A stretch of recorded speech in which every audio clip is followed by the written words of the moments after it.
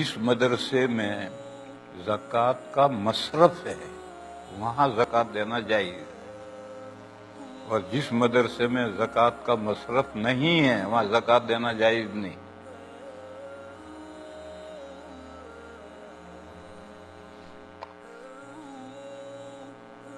ایک بات، ایک مدرسہ اس میں غریب طلبہ چاہے نابالغ ہیں چاہے بالغ ہیں،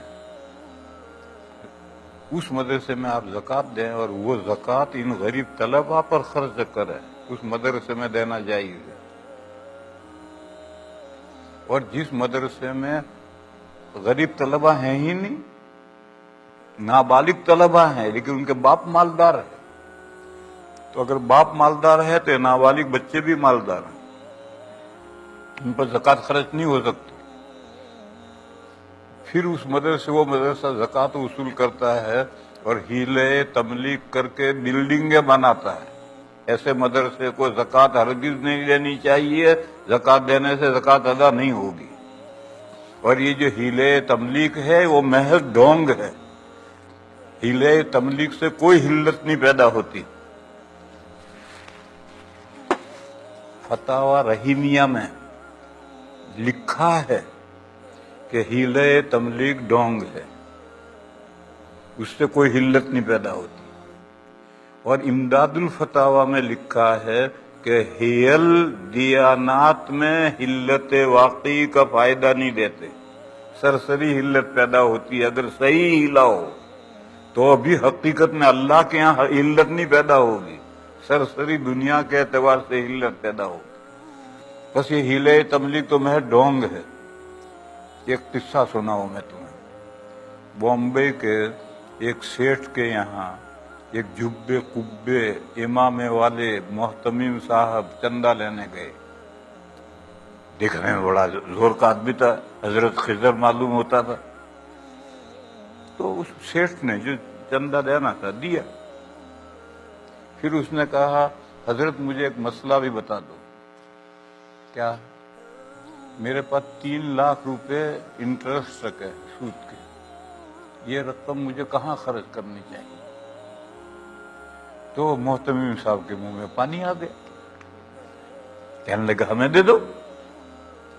تو اس سیٹھ نے کہا یہ تو سود کی رقم ہے، گندی رقم، آپ کیا کریں گے؟ کہنے لگا ہم اس کو پاک کر لیں گے۔ اس نے کہا گندی رقم پاک ہو جائے گی؟ ہاں، کیسے پاک کرو گے؟ تو انہوں نے بتلایا کہ مدرسے کے ایک طالب علم کو بلا کر 10,000 روپے دیں گے اور کہیں گے کہ تیرا جی چاہے تو مدرسے میں دے دے۔ وہ دے دے گا مدرسے میں، نہیں دے گا تو ہم ٹانگیں توڑ دیں گے اس کی۔ یہ میں نے بڑھایا اندر۔ اس نے سنا غور سے، اس نے کہا کہ اس طرح ہیر پھیر کرنے سے وہ رقم سود کی پاک ہو جائے گی؟ پاک ہو جائے گی۔ تو اس نے کہا کہ میری دکان میں غریب نوکر ہیں، یہ ہیر پھیر میں کر لوں گا۔ تو اٹھنا بھاری پڑ گیا،